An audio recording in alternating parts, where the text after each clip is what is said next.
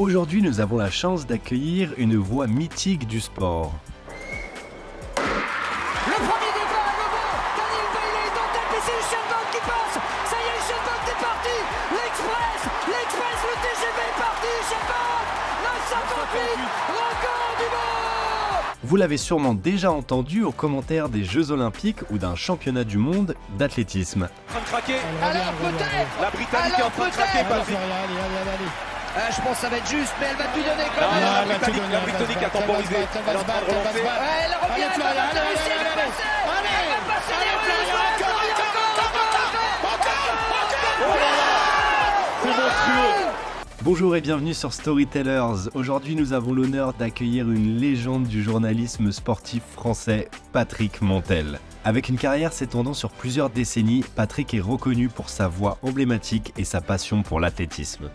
De ses débuts à France Télévisions jusqu'à ses commentaires mémorables des Jeux Olympiques, il a su captiver les téléspectateurs par son enthousiasme, ses connaissances approfondies et pour son amour du sport.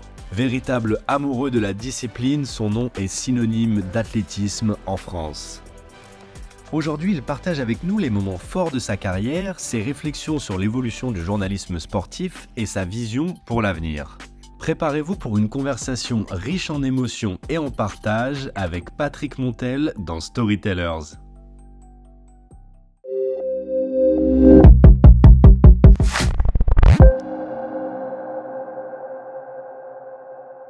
Bonjour Patrick, comment vas-tu? Mieux, ce serait insupportable. Ça commence bien. Merci beaucoup à toi d'avoir fait le déplacement et d'être venu dans le podcast, ça nous fait très plaisir. Je suis très content de pouvoir échanger avec toi et de pouvoir revenir un petit peu sur ta carrière et sur où tu en es aujourd'hui. Après, tu me diras ça à la fin. Hein. Oui, c'est vrai, c'est que le début. Peut-être que ça peut à tout moment partir en live. Et ben, je voudrais commencer directement par te demander un petit peu. On va pas forcément retracer ta carrière. Je pense qu'il y a beaucoup de gens qui l'ont très bien fait. Mais je voudrais en savoir un petit peu plus quand même. Déjà pour commencer, tu n'as pas fait d'école de journalisme alors que tu es connu comme un journaliste sportif. Comment ça se fait? Comment tu es arrivé là? Pourquoi Parce que je fais partie de ceux qui pensent que le journalisme, ça ne s'apprend pas à l'école. Okay. Donc je sais que ça va faire grincer des dents à beaucoup, mais je pense que le journalisme, c'est un état d'esprit, c'est quelque chose que tu as à l'intérieur de toi ou que tu n'as pas. Et à chaque fois qu'on me pose la question, je réponds toujours pareil, je dis, quand tu marches dans la rue, est-ce que tu baisses la tête ou est-ce que tu la lèves? Si tu baisses la tête, oublie.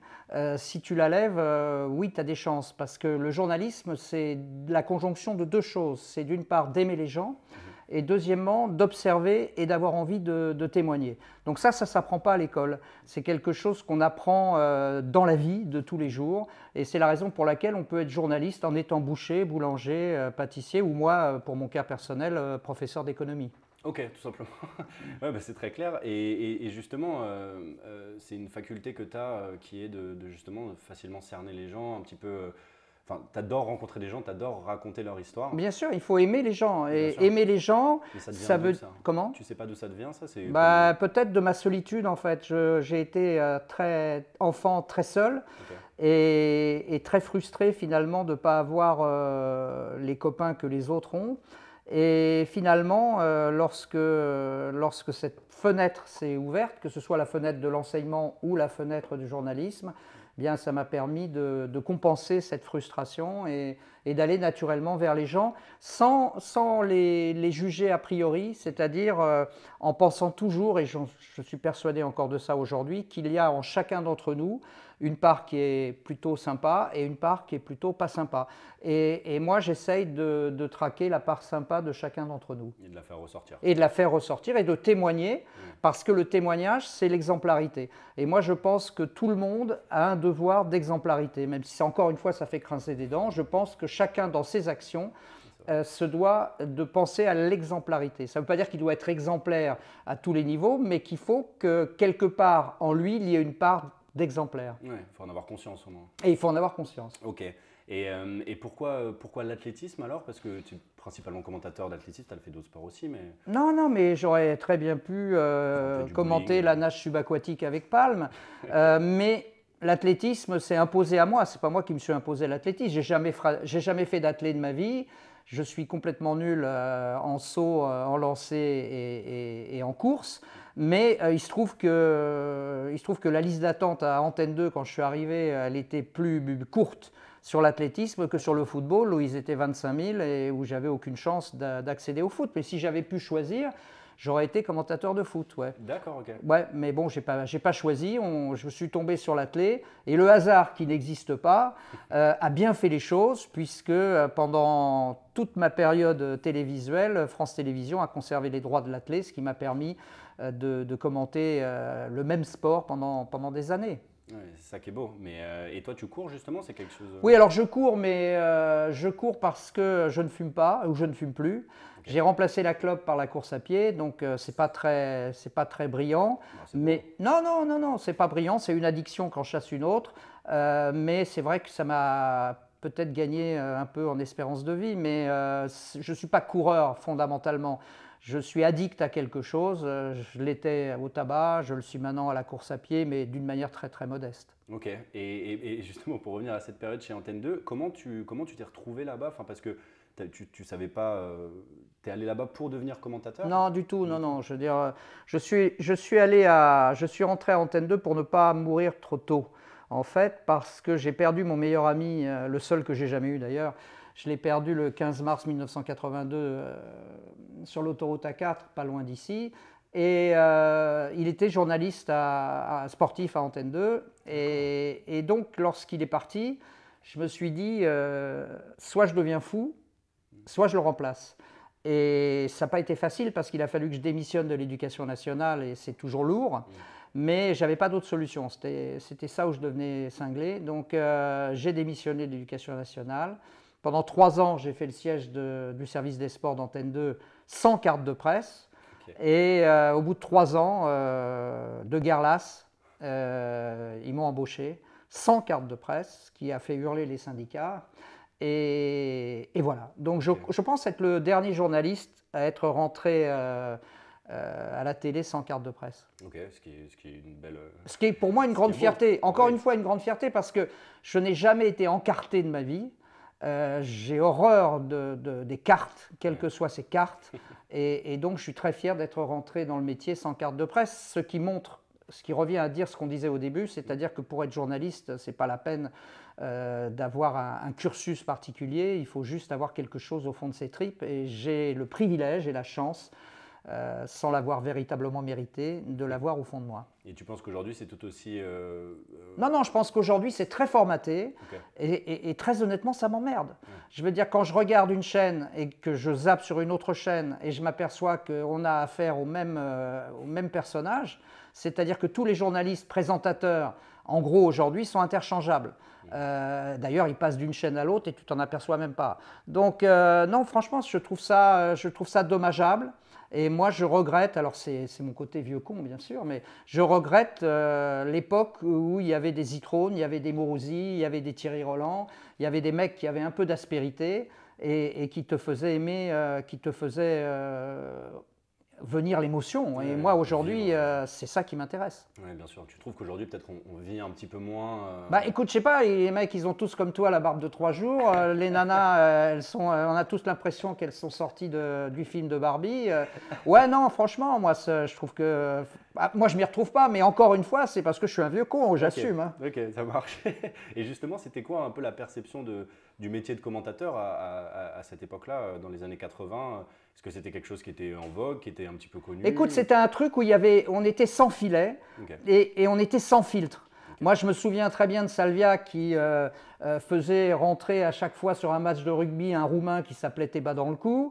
Je me rappelle de Thierry Roland qui disait avant un commentaire d'athlétisme ou de foot, qui citait à l'antenne l'assistante du service des sports, qui la faisait participer au match. Je me rappelle de Daniel Casal qui à Stade 2 donnait les résultats du bar à roues, qui est un sport qui n'a jamais existé, et lui, toutes les semaines, il faisait les résultats du bar à roues. Et non seulement ça gênait personne, mais en plus, l'atmosphère autour de ça était légère. On avait vraiment l'impression que le sport, ce n'était pas quelque chose de sérieux. Il y avait suffisamment de choses sérieuses dans l'actualité pour pouvoir se détendre avec le sport. Et aujourd'hui, même le sport est devenu sérieux. C'est carrément chiant. Ok, un bon coup de gueule. Et justement, toi, tu as eu un rôle quand même assez important dans ce milieu-là. À quel moment tu t'es rendu compte de cette importance que ton rôle avait ou que ton rôle allait avoir? À quel moment tu as pris conscience un petit peu de la naissance de ce personnage ou de cette… Très honnêtement, très tardivement, parce que franchement, enfin, je n'ai jamais pris conscience de ça. Parce que, encore une fois, j'étais sous le signe de la légèreté. Après, peut-être qu'en 2014, quand j'ai vu qu'effectivement mon alors peut-être allait résonner d'une manière un peu particulière, je me suis dit merde, peut-être qu'il y a quelque chose d'autre derrière alors peut-être. Mais jusqu'en 2014, c'est-à-dire quasiment sur l'essentiel de ma carrière, je n'ai jamais pris conscience de ça. Et j'en suis très heureux parce que le boulard, très honnêtement, c'est la mélonite. C'est une maladie qui est très répandue dans le métier. Et très honnêtement, je suis heureux d'avoir échappé à ça, quoi. Ok. Et tu t'es inspiré un petit peu d'autres commentateurs à l'époque où tu es arrivé Bah, bien sûr. Moi, j'ai des maîtres.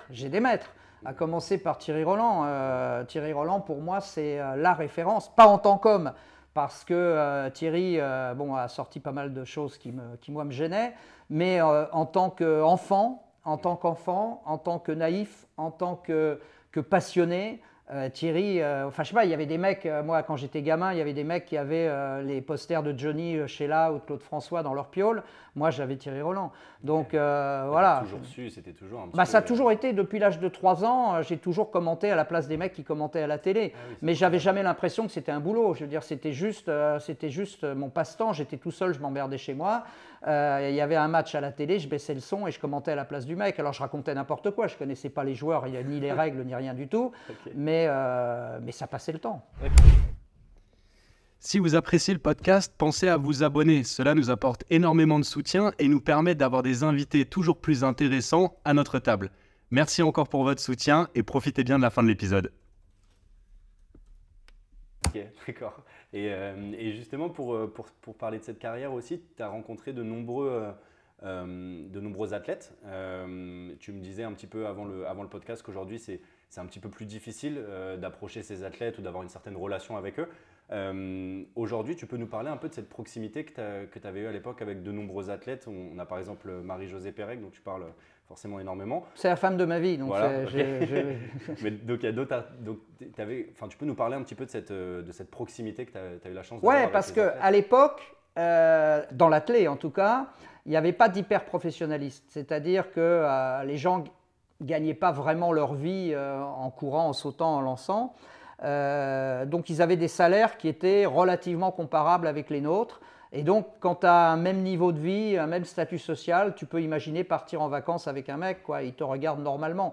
Aujourd'hui, quand tu parles à quelqu'un qui gagne 300 ou 1000 fois ce que tu gagnes, comment tu veux? On n'est plus sur la même planète. Donc moi je leur en veux pas, hein. Mais à l'époque, tu pouvais partir en vacances avec des mecs, ce que j'ai fait d'ailleurs, avec des athlètes. Après, Marie-Jo, c'est différent. Marie-Jo, c'est une histoire d'amour. C'est une histoire d'amour platonique, évidemment. Comment on aurait pu en être autrement. Mais Marie-Jo, j'ai épousé, je ne l'ai pas épousé elle, mais j'ai en tout cas épousé sa carrière avec les bons moments et avec les pires moments. Et c'est ça qui marque. C'est-à-dire que la relation avec un athlète, si c'est uniquement pour lui dire « t'es formidable, t'as gagné, t'es le plus beau », ça n'a aucun intérêt. Maintenant, si tu traverses avec lui les périodes de sa vie qui sont plus compliquées, il y a quelque chose qui se cimente, il y a quelque chose qui se noue entre toi et lui ou elle, et ça reste à vie, quoi. Et donc aujourd'hui, tu as encore de nombreux athlètes avec qui tu es encore en contact de cette époque-là Alors de nombreux athlètes de cette époque, de nombreux élèves que j'ai eus au lycée, parce que ça on n'en a pas parlé, mais j'ai fait pendant 8 ans enseignant, et aujourd'hui mes élèves ont dépassé largement la cinquantaine, et je continue toujours à avoir de leurs nouvelles. Donc, bah oui, non, mais ça c'est ma grande fierté, ouais. C'est ma grande fierté. Que j'ai encore des rapports avec… Tu vois, hier, j'ai eu Bill Moty au téléphone. William Moty, bon, les gens, ça veut peut-être dire rien pour eux, mais en 84, dans les années 90, c'était un des plus grands décathloniens au monde. Okay. Bah, hier, il m'a appelé, on a discuté pendant 20 minutes. Donc là, je suis très, très content de ça parce qu'il y avait cette promiscuité. Elle était rendue possible par le statut social. Aujourd'hui, on ne joue plus dans la même cour.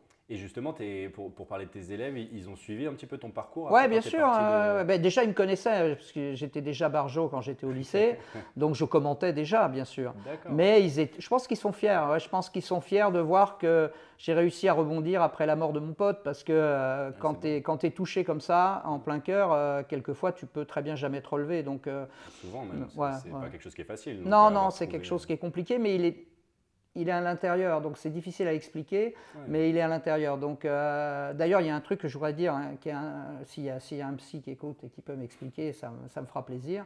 Ok. Pendant 20 ans, tous les ans, il y a un mec ou une nana qui est venu vers moi et qui m'a dit « J'aime beaucoup ce que vous faites, non pas Monsieur Montel, mais Monsieur Duvauchel », c'est-à-dire en m'appelant par le nom de mon pote.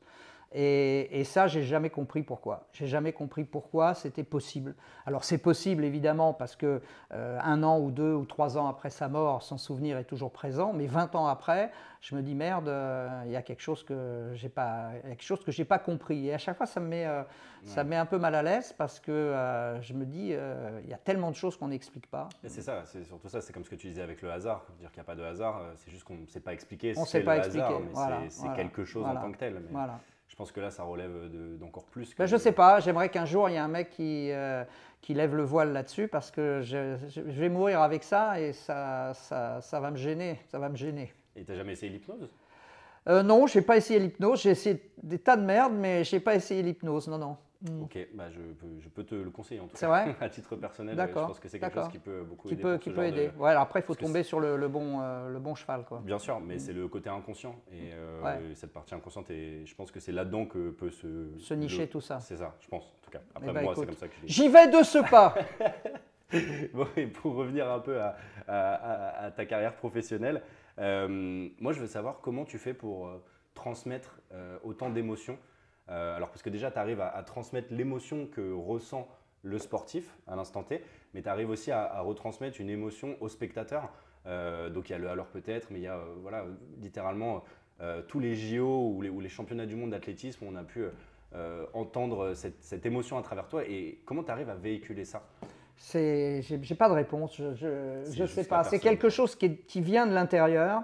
C'est qu'il faut comprendre un truc, c'est que je suis un escroc, certes, parce que je parle de ce que je connais pas, ça c'est sûr, mais je n'ai jamais triché. C'est-à-dire que lorsque la course arrive, lorsque les athlètes rentrent sur le stade, je ne suis plus moi-même. Je rentre dans un état un peu intermédiaire, et là, il y a des choses qui vont sortir de moi que je ne maîtrise pas. C'est-à-dire que moi, j'ai connu des collègues qui mettaient sur un bout de papier une dizaine de phrases qui voulaient dire pendant… Je trouve que c'est débile. Moi, je n'ai jamais vraiment posé quelque chose sur le papier. Ce sont des choses qui se sont imposées à moi. Mais jamais j'ai posé quelque chose. Alors, je suis bien incapable d'expliquer pourquoi. Ce que je sais, c'est que ça sort. Alors, quand ça sort, ça peut être sympa, bien sûr, alors peut-être, mais ça peut être très, très dangereux. Parce que j'ai sorti des trucs qui m'ont valu de frôler la correctionnelle, par exemple. Parce que, encore une fois, je ne les maîtrisais pas. Ouais, c'est inné en fait, c'est quelque chose qui… Alors, je ne sais pas si c'est inné ou culturel, mais c'est quelque chose qui vient du profond et qui est libéré par l'événement, par l'adrénaline qui accompagne l'événement et que je ne peux pas maîtriser. C'est-à-dire que des fois, je dis des choses en direct. Et quand je rentre à l'hôtel le soir et que je me dis « mais putain, t'as dit ça, mais c'est horrible ce que t'as dit, etc. » Tu vois ce que je veux dire? C'est-à-dire que la distance, ensuite, me fait prendre conscience des conneries que j'ai dites. Mais alors, ça peut être des conneries, ça peut être des choses magnifiques. Aussi. Ouais. C'est pas forcément toi qui as dit une connerie, c'est derrière comment c'est réutilisé aussi. Enfin… Voilà, alors ça, c'est justement le problème d'aujourd'hui. Mais il n'y a qu'un seul truc, je dois reconnaître aujourd'hui, que j'ai utilisé à dessein et qui venait pas de loin, mais qui venait de quelque chose qui m'impactait, c'était stupéfiant. Lorsque je parlais d'une performance stupéfiante à l'antenne, c'était évidemment, avec le double sens du mot, pour mettre un peu entre parenthèses cette performance, car je me disais, est-ce que cette performance a été réalisée proprement? Mais comme je n'avais pas de preuves par rapport à ça, je me contentais de dire, c'est stupéfiant. C'est le seul truc que j'ai fabriqué a priori. Tout le reste est venu spontanément. Ok. Et justement, ce tempérament, cette manière de faire, ce personnage un petit peu dans lequel tu rentres sans le vouloir quand tu arrives derrière ce micro, est-ce que ça t'a pas porté préjudice vis-à-vis de tes collègues, Bien de tes sûr. autres commentateurs? Bien sûr. Il y a eu des problèmes de relationnel, Bien sûr, j'imagine. bien sûr. Bien sûr, Mais ça m'a rendu ça t'a pas profondément arrêté. antipathique. Je le regrette parce que je suis comme tout le monde, j'ai des côtés sympas et des côtés moins sympas, mais c'est vrai que j'ai eu du mal à m'intégrer dans cette profession parce que je ne répondais pas à tous les critères, à tous les codes. Donc Oui. je le regrette, mais encore une fois, il vaut mieux assumer ça Ouais, c'est sûr. que de se tromper soi-même. Moi, tu vois, je ne me suis pas rasé ce matin, mais quand je me rase dans la glace, c'est rare que je me coupe, tu vois. Je ne peux pas dire la même chose de tout le monde, tu vois. Il y a des gens qui jouent un personnage. Ouais. Moi, je n'ai jamais joué de personnage, mais je peux comprendre que mon personnage était antipathique, ouais. Et France Télévisions n'a pas essayé de changer ça sans leur tirer dessus ou quoi que ce soit, mais ils n'ont pas essayé de modifier ça. C'est extraordinaire et ça, je dois leur rendre vraiment hommage. Ouais. C'est que je n'ai jamais été censuré. Jamais. Jamais on m'a dit, tu sais, il faudrait que tu fasses ci, il faudrait que tu fasses ça. Ok. Non, franchement. Donc on allait plus limite dire aux autres commentateurs de Ah non, non, s'adapter non, à non, la non, personne. je pense pas. Je pense qu'on a laissé chacun libre de développer sa propre personnalité. Je ne te dis pas qu'aujourd'hui, ça sera la même chose. Ouais. Quand je parlais du formatage aujourd'hui, moi je pense que je fais partie des derniers des Mohicans, des derniers de ceux qui ont pu s'exprimer librement à l'antenne. Ok. Et j'en suis infiniment reconnaissant à la maison qui m'a nourri pendant tout le temps, à rien foutre, parce que j'ai jamais bossé, moi. Non, mais j'ai jamais bossé. J'ai toujours, C'est beau. j'aurais payé pour faire ça. À chaque fois que je dis ça, les mecs ils font ah putain mon tel. Mais non, mais c'est vrai. Je veux dire d'ailleurs, si quelqu'un veut que je commente les jeux, je lui demande combien je lui dois. Donc voilà, et je suis sérieux. Alors j'ai une retraite qui est pas formidable, donc il faudra négocier les prix, mais je suis prêt à le faire, ouais. D'accord, ok. C'est vraiment beau, ça montre que c'est une Non, c'est passion. pas beau, c'est juste un truc. Toi, tu respires, non? Tu as besoin de respirer Ouais, pour mais vivre. ouais, Bah, bah moi, oui. j'ai besoin de commenter. Eh, voilà. Ouais, mais moi je trouve ça beau d'un point de vue extérieur. C'est quelque chose d'admirable et en fait, surtout, tu partages cette passion et c'est vraiment. C'est là qu'on voit que c'est pas quelque chose comme tu dis, un personnage ou autre, parce qu'on ressent cette émotion à travers toi. Et pour véhiculer un message pareil et une émotion pareille, je pense qu'il faut avant tout la ressentir et savoir aussi l'extérioriser. Et je pense que tu fais très bien ces deux choses. En tout cas, il y a un truc qui est certain, c'est que l'émotion, il y a plein de gens qui s'en méfient. Je vois à chaque fois en disant ouais, il faut pas tomber dans l'émotion, etc. C'est vrai. Et moi, je la revendique. Donc, tu vois, c'est l'inverse. Moi, je dis que l'émotion, aujourd'hui, c'est un moteur essentiel. Ouais, C'est un moteur essentiel à la relation à l'autre. Et vouloir, tu vois, moi, j'ai tellement peur des gens qui sont froids comme ça, qui peuvent couper des têtes sans sciller, sans broncher. Moi, si je dois couper une tête dans ma vie, je vais chialer pendant je ne sais pas combien de temps. Donc, l'émotion, pour moi, c'est mon moteur et c'est ma relation à l'autre. Ouais. Et donc toi, tu aimerais bien vivre dans un monde un peu plus émotionnel. Complètement, Ouais. complètement. J'ai envie de pleurer, j'ai envie de rire, j'ai envie de pas. Quand je vois aujourd'hui, je vais sur des courses et que je vois des gens qui éclatent en sanglots quand ils passent la ligne d'arrivée, putain, ça me donne des frissons. J'ai envie de pleurer avec eux, quoi. Je veux dire, voilà. Ouais, bien sûr. Et c'est ce qui manque a priori aujourd'hui. Bah, totalement. On est dans une société où l'émotionnel Ça est sauve. gommé Ouais, et à la limite considéré comme dangereuse. Moi, pour moi, c'est un moteur. Et est-ce que tu penses que, si on revient aussi sur ta carrière, est-ce que tu penses que justement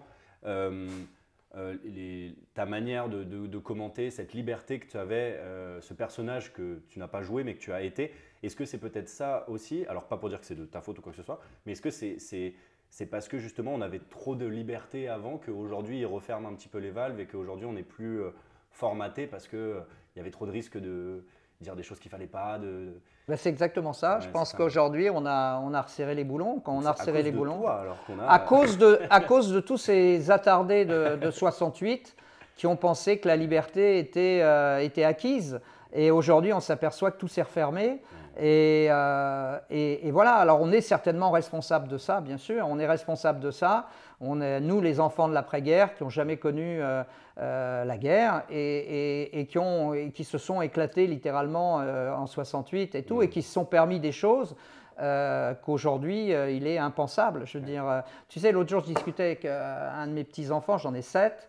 Et je discutais avec lui et je m'inquiétais du fait qu'il faille demander la permission de faire une bise à une fille lorsque l'on la connaît et lorsqu'on la rencontre. Et lui me disait, il était choqué que je puisse poser cette question-là. Il disait, mais bien sûr, il faut demander à une fille la permission de l'embrasser, enfin sur la joue, bien sûr, et de faire la bise. Ouais. Et j'y arrive pas. J'y arrive pas. J'y arrive pas. Je suis désolé, j'y arrive pas. Non, mais donc maintenant, je serre la main de tout le monde parce que je ne vais pas lui demander l'autorisation, mais je ne veux pas non plus la gêner. Donc je n'embrasse plus jamais les filles, je leur serre la main. Je trouve ça terrible, mais je le fais, mais je ne peux pas demander à…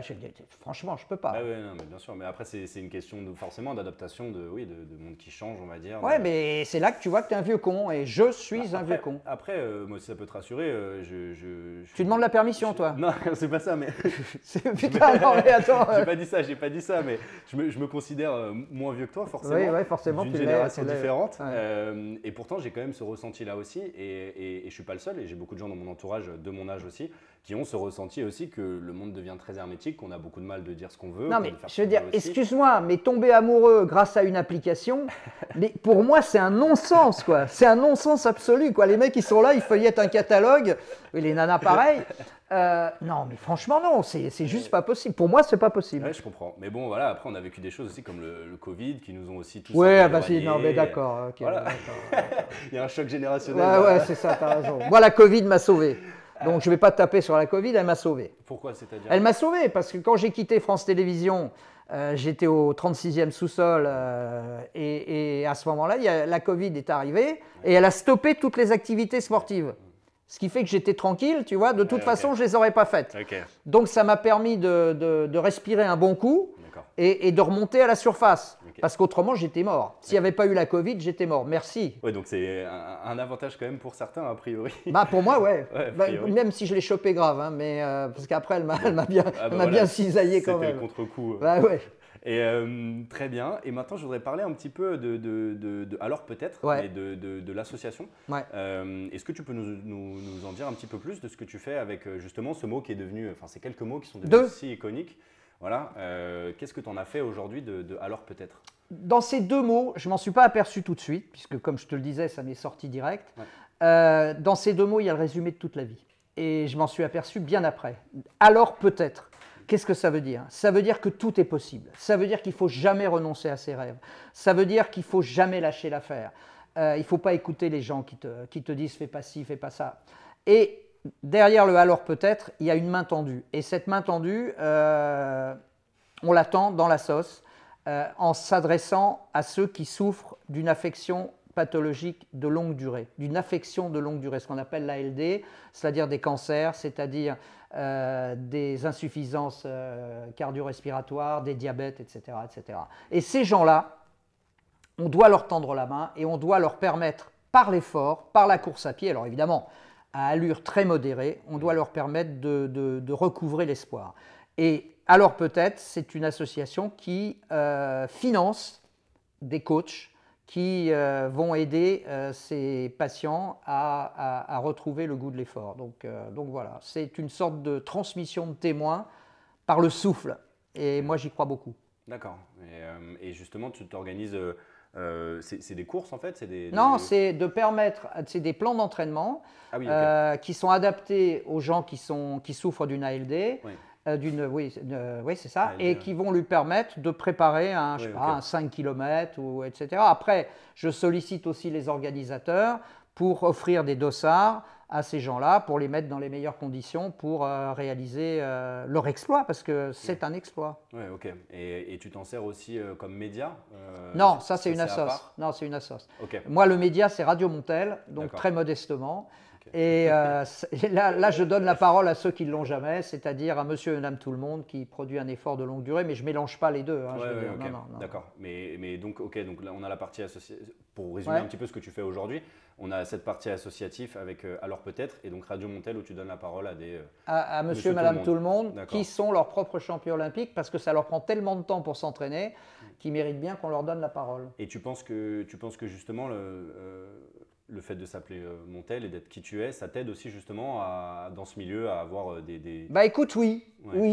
Et surtout, ce qui est génial, tu vois, c'est que moi qui étais très clivante à insister sur mon côté un peu obscur et le fait que certains me trouvent antipathique, eh ben écoute, par un coup de magie, à chaque fois que je vais sur un événement, j'ai 100% de gens qui m'aiment. Alors ça, je veux te dire, non mais à tel point que je dis, parce que les gens, je dis que je leur donne du pognon pour qu'ils me fassent des compliments. Alors les mecs font, ah bon, oui, oui, oui, j'ai 50 € par événement, je fais 10 billets de 5 et je file un billet à droite à gauche pour qu'ils viennent me voir en disant, oh putain, super, c'est Patrick Montel.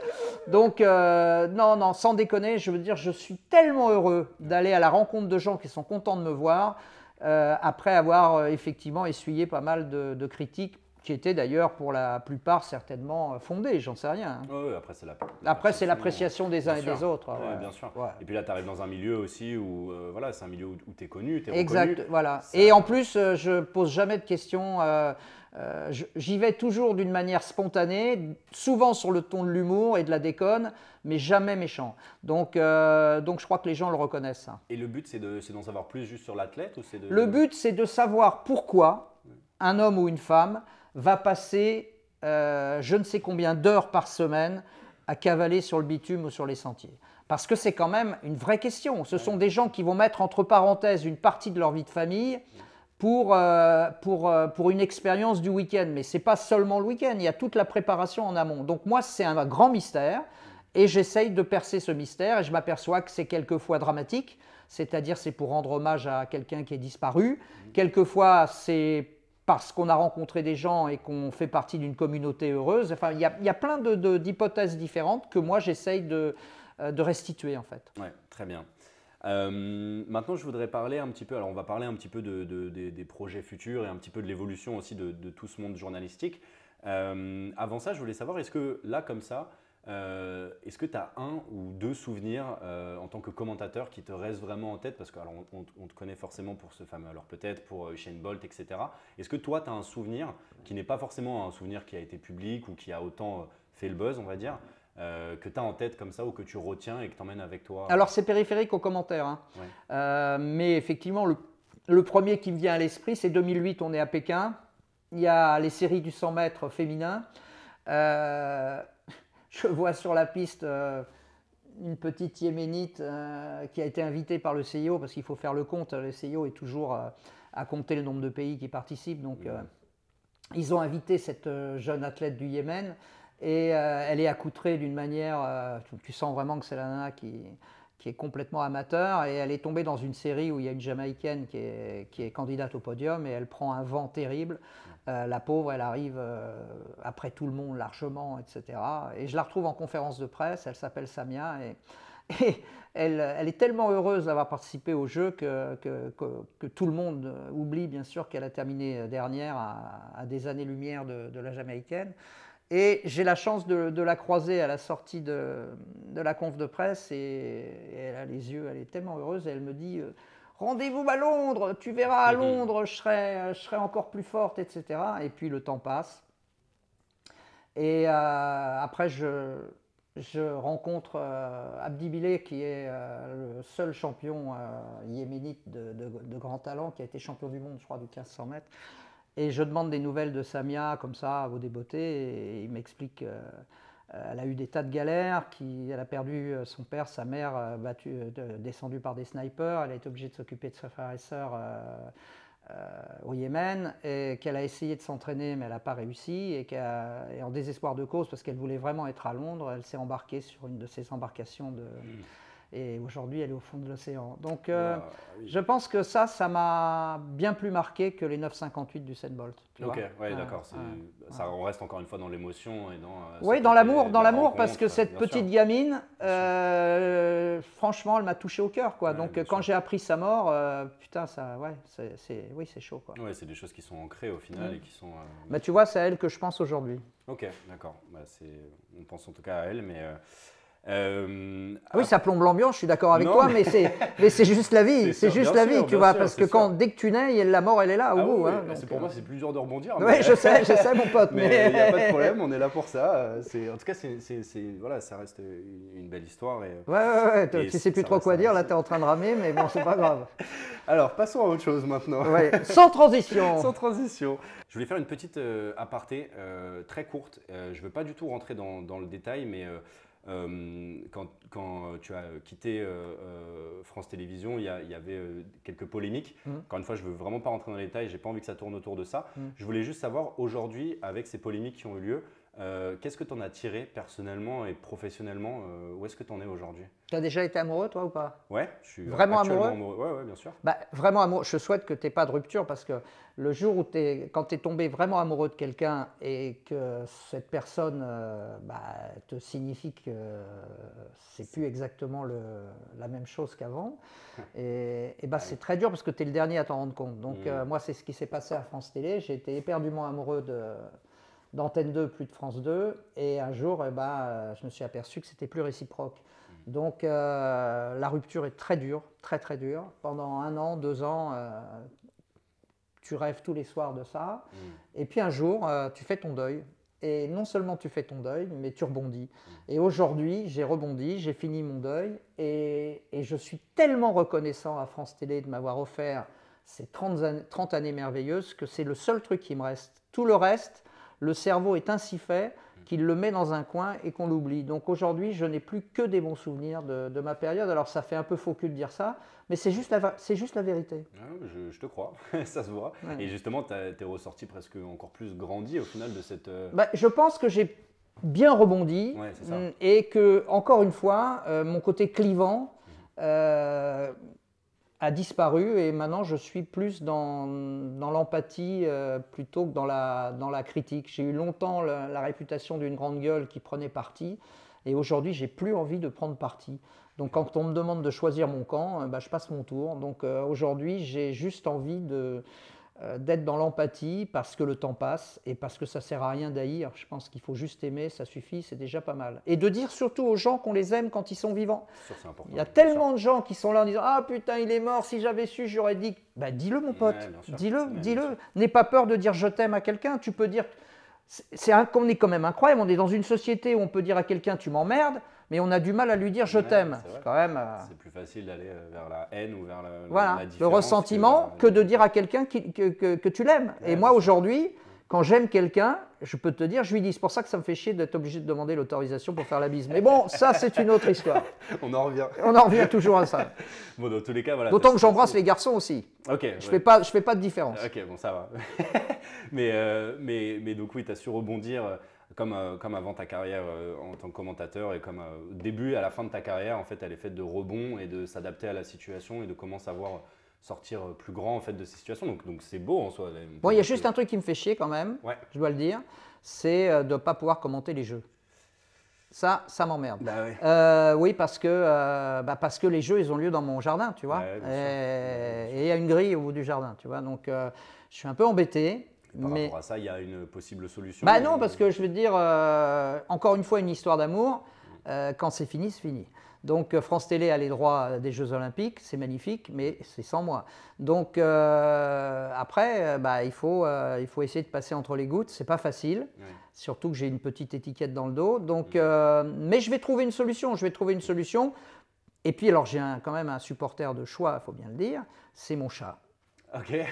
Mon chat Nicole. Ok. Quand il n'y a plus personne qui veut m'entendre, je commande pour mon chat Nicole. Trop drôle. Bon, alors, sa durée d'attention est assez courte, mais sur un 100 mètres, ça va le faire. va le faire, ouais, Ah ok. ben, ça va le faire. 100 mètres du Usain Bolt, elle est là. Quoi. Voilà, exactement. Sauf que Usain n'est plus là. Bah oui, bien sûr. Mais Nicole, 10 secondes, ça doit pouvoir se faire. Trop drôle, ok. Donc elle peut, on a Elle- quelqu'un qui peut témoigner pour toi et dire voilà, Oui, il est toujours là, il va absolument, commenter, absolument, il absolument. sera là pendant les JO. Voilà, Et exactement. tu vas pas te servir de ton média justement Si, bien Radio sûr, Montel bien sûr, j'ai des idées, Ouais, ok. j'ai des projets, mais Ok. ce sera périphérique si tu veux. Je veux Bien dire, sûr. je ne serai pas dans le stade en disant « Eh bien, mesdames, mesdemoiselles, messieurs, bonsoir, c'est maintenant l'heure tant attendue de cette finale du sang. » Tu vois, j'y suis déjà. Je vois ça, ouais. Ouais, je comprends et ça doit être. Ah, c'est très frustrant, mais Bien bon. sûr. Et puis, bon, il faut que je consulte, mais c'est toujours pareil, tu vois. Je veux dire, pour avoir un rendez-vous sur Doctolib, bonjour. Hein. Ok, bon, bah, c'est très clair. Et justement, on parlait d'Usain Bolt, parce que moi, je suis une génération un petit peu décalée, c'est-à-dire que j'ai connu ta voix sans pour autant trop connaître le personnage. Et je pense que la première fois que j'ai dû entendre ta voix, ça doit être sur le record du monde d'Usain Bolt, justement. Est-ce que, oui, il y a eu un avant et un après Usain Bolt, j'imagine, mais au niveau de l'athlétisme, aujourd'hui, si on parle un petit peu plus futur, c'est quoi pour toi l'état actuel de l'athlétisme comparé à justement une époque où Usain Bolt, pour parler que de lui, était maître de la discipline et attirait énormément de yeux sur ça. Pour toi, on en est où aujourd'hui maintenant? Bah écoute, contrairement au sport majeur auquel je faisais allusion tout à l'heure, l'athlétisme est quand même sur la pente descendante parce que Usain Bolt lui a fait beaucoup de bien et aussi beaucoup de mal. Parce qu'un seul être vous manque et tout est dépeuplé. Et aujourd'hui, les mecs qui sont chargés, les athlètes qui sont chargés de prendre le relais d'Usain ne sont pas franchement au rendez-vous. Donc c'est compliqué. Okay. L'athlétisme est en passe peut-être de perdre son statut de sport olympique numéro 1. Ah ouais, ok, carrément. Moi, je pense. Au détriment au détriment du cocorico, en fait. Je me suis aperçu de ça sur France Télé. Au fur et à mesure des Olympiades, l'athlète était de moins en moins prioritaire. Et ce qui était prioritaire, c'était les médailles françaises. Donc, tu avais un mec qui était en demi-finale du tir à l'arc. Tu avais j'ai rien contre le tir à l'arc, qui était en demi-finale du tir à l'arc. Il y avait la finale du 800, mais il n'y avait pas de Français en finale du 800. On faisait priorité à la demi-finale du tir à l'arc. Donc je pense que l'athlète est en train de perdre un peu sa prédominance olympique. Et pour le reste du temps, tu n'as qu'à regarder dans les journaux, l'athlète fait 2 lignes. Ouais, quoi. Sûr, quand le foot fait 15 pages. C'est ça, c'est surtout que le foot est très prédominant. Voilà, exactement. Forcément. Et aujourd'hui, si tu veux, à part un ou deux mecs, qui est capable de citer un athlète de l'équipe de France? On va dans la rue là et on va pas être déçu. Hein. C'est pour ça. Et pour toi, est-ce que tu verrais des solutions? Est-ce qu'il faut le moderniser? Non, il faut juste donner aux Français le goût de faire du sport parce que contrairement à ce que les gens disent, les Français ne sont pas sportifs.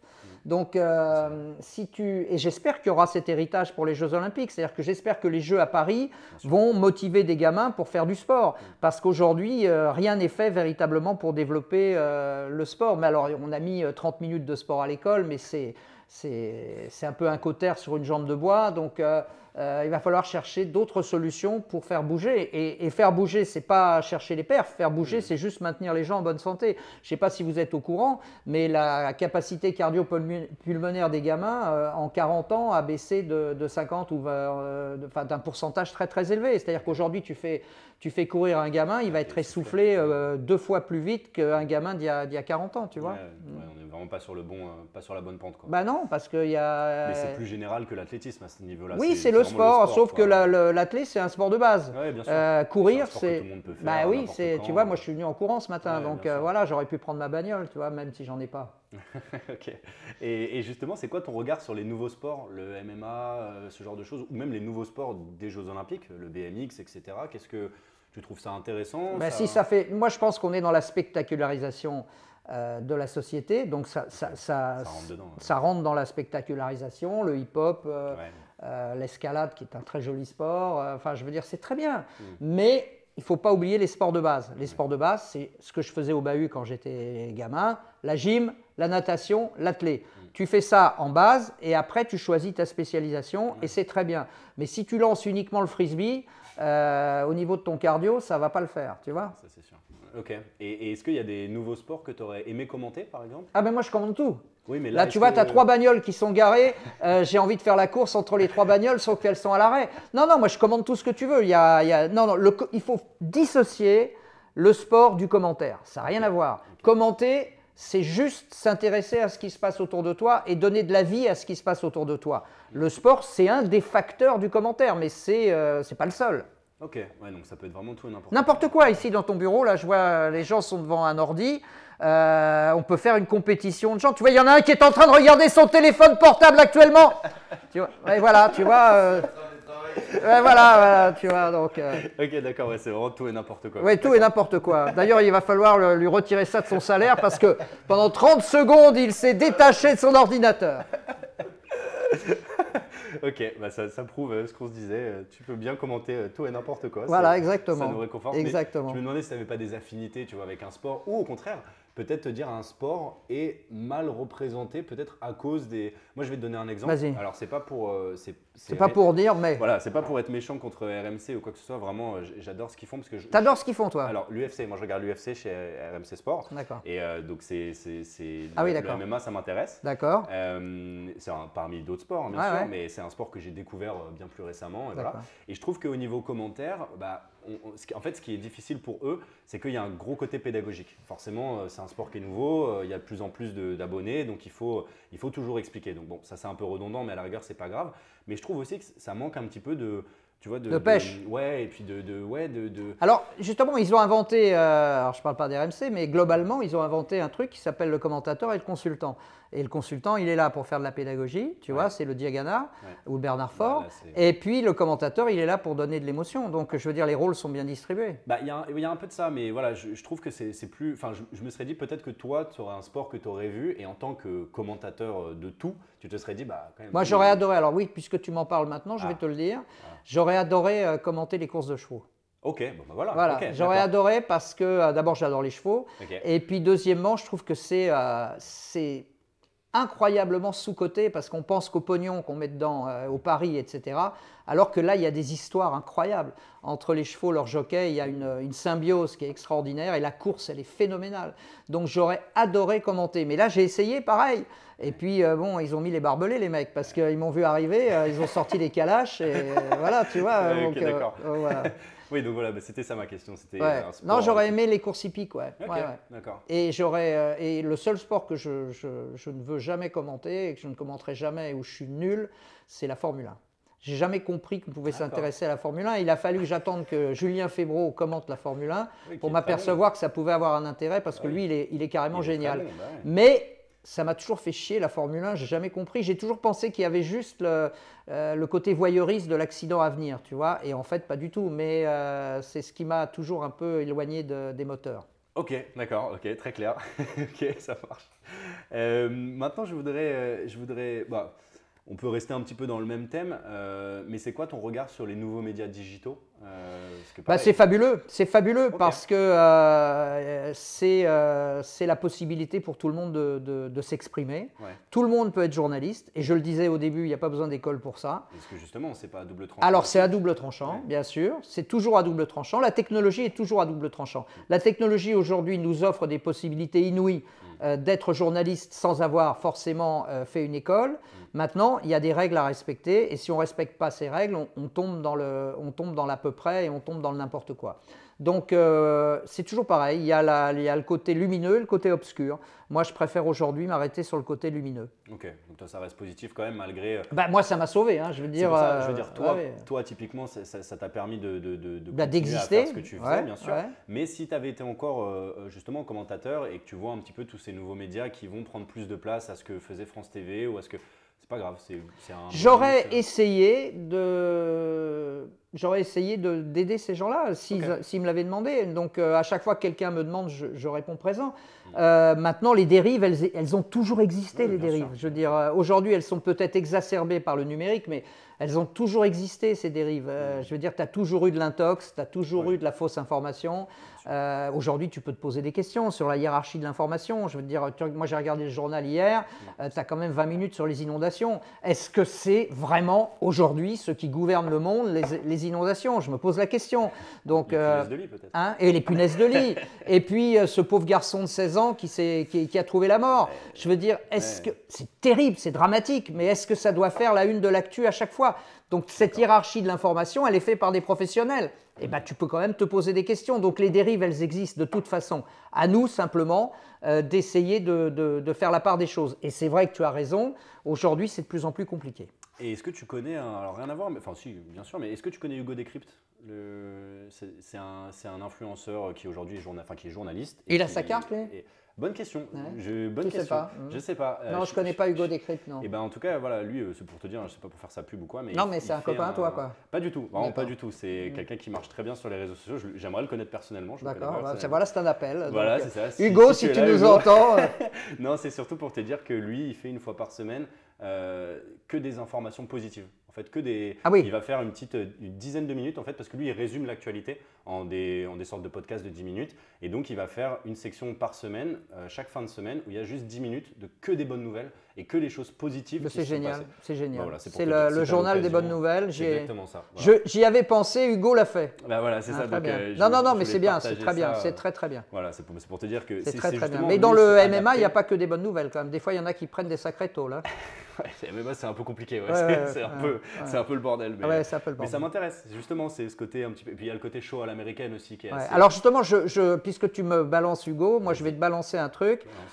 Sur l'INA, je te conseille d'aller chercher les combats de catch commentés dans les années 70 par Roger Coudert, qui était le chantre du rugby et qui commentait le catch. Donc on peut imaginer des cousinages entre le catch et le MMA. Sûr, et tu verras comment un mec comme ça donnait de l'émotion et de la pêche à une discipline sportive qui ne l'était pas vraiment, puisque les combats étaient plus ou moins truqués.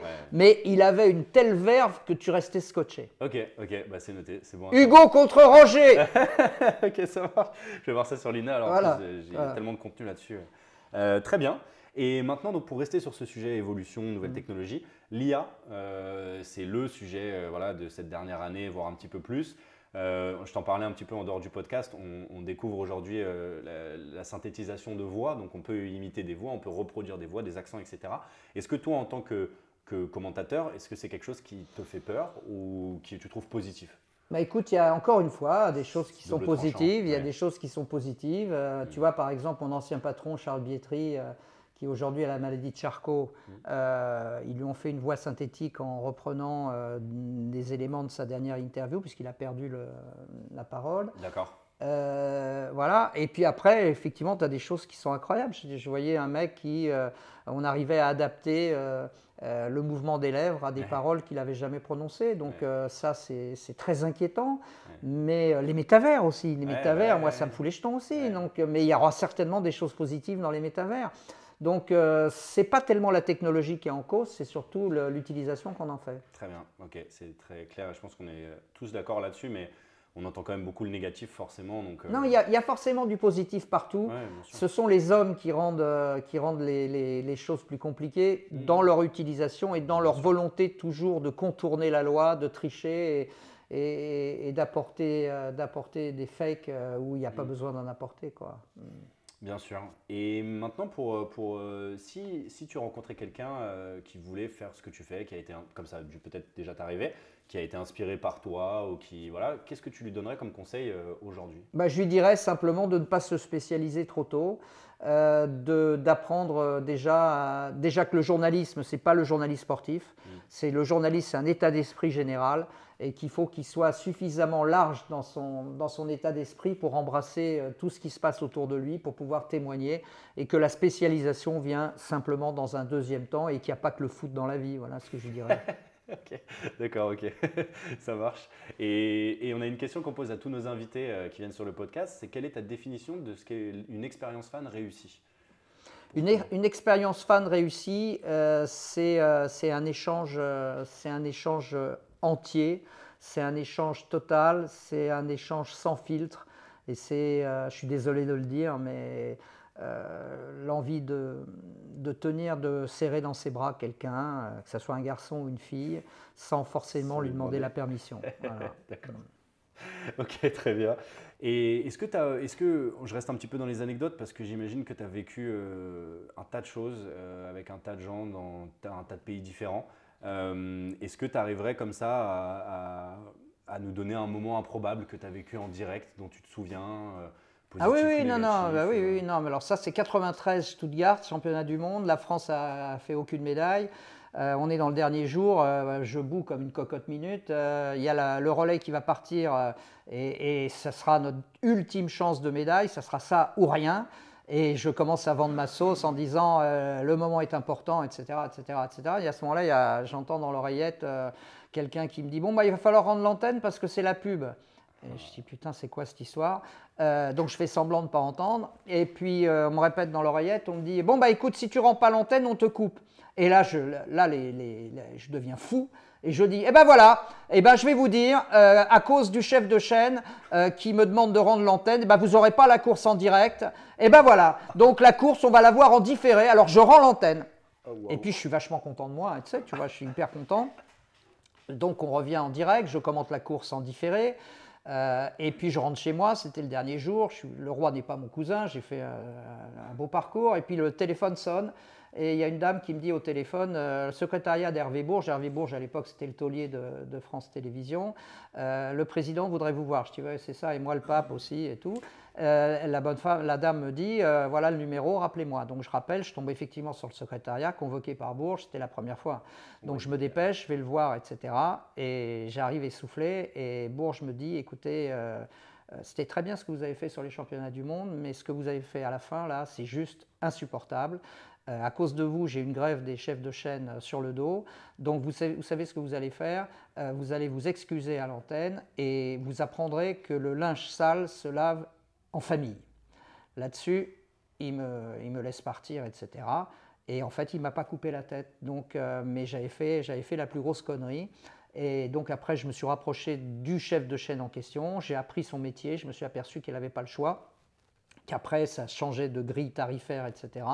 Et je me suis excusé comme une merde à l'antenne parce que ce que j'avais fait, c'était pas terrible. Voilà. D'accord. Tu as vraiment des souvenirs qui sont très ancrés, très vivides dans Mais ta moi, tête, hein. je me rappelle, alors j'ai une mémoire qui est très sélective, il y a des choses que j'ai totalement oubliées, par exemple quand j'ai quitté France Télé. Okay. Et puis il y a des choses qui sont ancrées en moi à vie. Et dans le moindre détail. Ouais, c'est dans fou, le moindre parce que détail. là, vraiment, tu m'as sorti une date, un lieu, des noms, des noms et on parle d'il y a 30 ans déjà. Hein. Ça fait, mais il y a plein de choses comme ça, plein de choses. Okay. Et là, c'est quoi pour toi la suite maintenant? Qu'est-ce qu'on peut te souhaiter Eh ben, écoute, ce qu'on peut me souhaiter, c'est de mourir au micro. Je pense que j'adorerais mourir au micro. Tu l'as de nombreuses fois répété, ça. Mais c'est un truc qui est en moi, si tu veux. Je me dis, putain, là, j'arrive 71 ans bientôt. Bon, l'espérance de vie, ça diminue. Barbiquet, si tu m'écoutes, offre-moi. Ah, j'adorerais. Ah ouais, j'adorerais. Il paraît que Molière a raté son coup. Thierry aussi. T'aimerais être cette personne-là. Ah, franchement, s'il pouvait m'offrir ça, putain, je serais. Et alors, on dira à ce moment-là que j'ai vécu une vie exceptionnelle, tu vois, et j'espère que mon enterrement sera hyper festif, qu'il y aura le rock'n'roll, parce que on n'en a pas parlé, parce qu'on ne peut pas parler de tout, mais je suis un dingue du rock, et notamment d'ACDC, et donc j'espère qu'il y aura You Shook Me All Night Long, en version longue, tu vois. Voilà. Ok, histoire d'être bien à fond sur ta tombe. Voilà, exactement. D'accord, ok. Voilà. Ok, bah c'est une très bonne. Ok, donc on peut te souhaiter que de mourir au micro. En fait. Ouais, absolument. Je sais pas si c'est vraiment quelque chose qu'on souhaite, mais. Mais si, tu peux me le souhaiter parce que c'est vraiment ce que je veux. Parce qu'en général, ça arrive, voilà, des gens qui font du parachute, qui se prennent un caillou. Et, ouais, enfin ça, je risque pas de faire du parachute, moi. Hein, je veux dire, au micro serait énorme. D'accord. Si possible, sur un grand truc, tu vois. Oui, j'imagine. J'imagine. Voilà. Ok, bah je te le souhaite sans vraiment te le souhaiter. Si, tu peux me le souhaiter. Ok, je te le souhaite alors. Et est-ce que tu as un petit message à faire passer ou quelque chose comme ça? Ouais, bah, le message, je l'ai déjà dit, mais je le répète. C'est parce que pour moi, il est fondamental. Quand vous aimez quelqu'un, dites-lui je t'aime. Parce que tu ne sais jamais si tu vas le revoir le soir. Donc, dites-lui. Ça coûte que dalle. Et la personne qui reçoit ça, ça lui donne une énergie, une patate pour la journée extraordinaire. Très bien, c'est beau. Bah, merci beaucoup, Patrick. Merci pour ton temps. Ça a été un plaisir. Ça a été un plaisir. Et si on a l'occasion d'en refaire un, on peut rentrer plus en détail sur d'autres sujets. Ah bah il y aura plein de trucs à dire. Hein. Moi, c'est avec plaisir. Il y aura plein de trucs à dire. Je pense qu'on peut encore parler pendant. Ah bah heures, on peut faire. Mais ça va peut-être faire chier que ceux qui sont là. Mais il a remisé son téléphone, il est de nouveau sur son écran. C'est extraordinaire. Ce à quoi on est en train d'assister aujourd'hui. Parfait. Incroyable. Et moi, j'ai une petite dernière question. Ça, c'est un petit truc nouveau qu'on fait dans le podcast. Ouais. On ne sait pas qui va être le prochain invité. Ouais. Mais si tu avais une question à lui poser, en plus, ça tombe bien. Vu que, mais tu ne sais pas qui c'est. Mais on ne sait pas qui c'est. Qu'est-ce qui pourrait t'intéresser? Qu'est-ce qui pourrait m'intéresser? Sachant qu'on ne sait pas qui c'est. C'est qu'est-ce que tu n'as jamais dit et que tu aimerais dire aujourd'hui? Voilà. Okay. Qu'est-ce que tu n'as jamais dit? Très bien, bah, c'est noté. On sera sûr de poser cette question au prochain invité et je pense qu'on va commencer à faire ça très bien sur les prochains podcasts. Et tu seras le premier en tant que, voilà. que commentateur. Une forme de pionnier en quelque sorte. Voilà, une sorte de pionnier, exactement. Vraiment, merci beaucoup pour ton temps. Hein. C'était super, ça m'a fait très plaisir. Et au plaisir encore une fois de rééchanger parce que je crois que tu as beaucoup de choses à raconter. Mais merci beaucoup. Merci à toi. Merci d'avoir écouté Storytellers. Chez Fastory, nous sommes convaincus que l'expérience fan est la clé de la réussite des marques et c'est pourquoi nous mettons cet élément au centre de toutes nos actions. Nous sommes déterminés à aider nos clients à créer des expériences qui représentent leur communauté et qui établissent des liens émotionnels forts avec leurs fans. Nous espérons que notre podcast vous a inspiré à créer des liens plus forts avec votre communauté. Si vous êtes intéressé pour une démonstration de l'outil Fastory, alors n'hésitez pas à vous rendre sur notre site internet fastory.io pour y découvrir nos nombreuses réalisations. Et comme toujours, si vous voulez en savoir plus sur les bonnes pratiques de l'engagement ou tout simplement échanger à propos du podcast, n'hésitez pas à nous envoyer un petit message sur nos réseaux sociaux @Fastory et surtout à vous abonner à ce podcast. Merci encore de nous avoir écoutés et à bientôt sur Storytellers.